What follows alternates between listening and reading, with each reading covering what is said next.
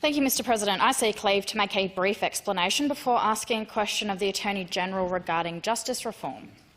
Is leave granted? Leave is granted. The Honourable Mrs Henderson.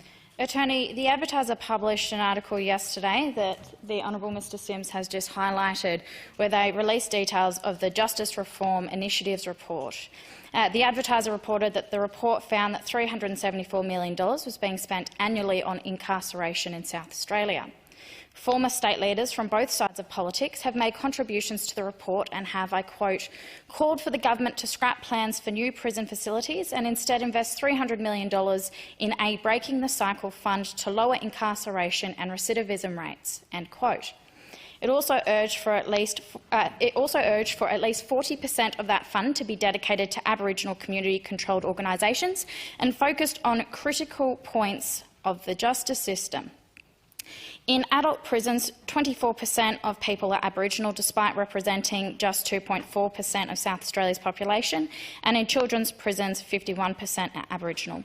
The Advertiser says the report found the First Nations South Australians were 16.1 times more likely to be in prison than the non-Aboriginal adult population. My questions to the Attorney-General are: 1. Does the Attorney believe building another prison in South Australia is the best way to deal with the high rates of Aboriginal incarceration? 2. Is the Attorney supportive of the call to redirect funds for a $300 million prison into a Breaking the Cycle fund, and has he spoken to the Corrections Minister about this? And 3. Does the Minister believe that greater investment is needed to provide pathways out of the justice system? Call the Attorney-General. I thank the honourable member very much for her question, because it gives me an opportunity to talk about the substantial investments we're making, particularly in terms of Aboriginal incarceration. It was an election commitment to hold an inquiry into Aboriginal incarceration rates, and that is what we did. And many months ago, I think it was earlier, near the very start of this year, in the first few months of this year, published that report. That report gave us some very valuable insights. And in the most recent state budget, sir, we had an investment of around $25 million over the next 4 years to do just that, to make investments to try and reduce Aboriginal incarcerations.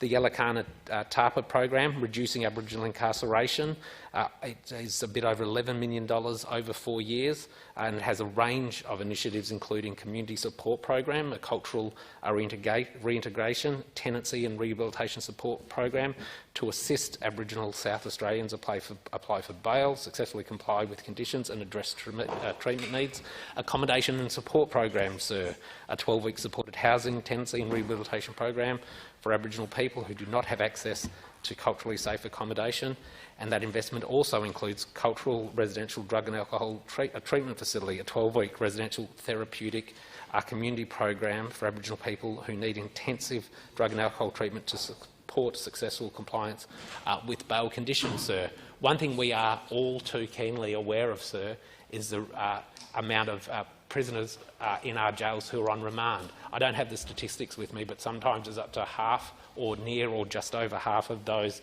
that are incarcerated in our jails are unsentenced.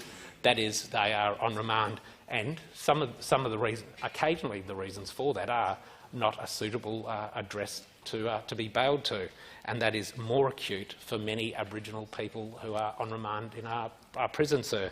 And that is exactly why we have made that investment in terms of things like the bail hostel and residential support programs to try and reduce those rates. Sir, we know it stands to reason that if you're receiving treatment out of prison, it may help with recidivism and your ability to stay out of prison in these sorts of programs and circumstances, sir. We're also investing $1 million over 2 years into a program which diverts Aboriginal children aged 10 to 13 who have been charged with a minor offence away from the custodial environment with appropriate supports, providing short-term accommodation where there's no other suitable bail option being identified, to allow young people to be placed back with family and wraparound case management services.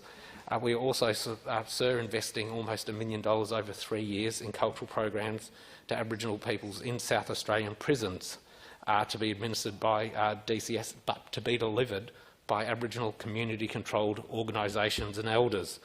Very importantly, sir, and I know that there were members of this chamber here for the launch of this only in recent months, the Youth Aboriginal Community Court in Adelaide.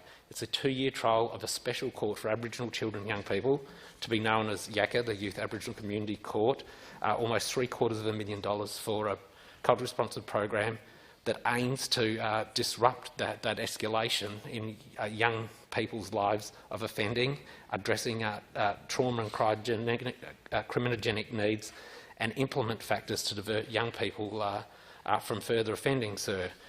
In addition, we have Victim Support Service for Aboriginal Women, a further $1 million investment to support Aboriginal women in conjunction with the SACON, the peak body for Aboriginal community-controlled organisations.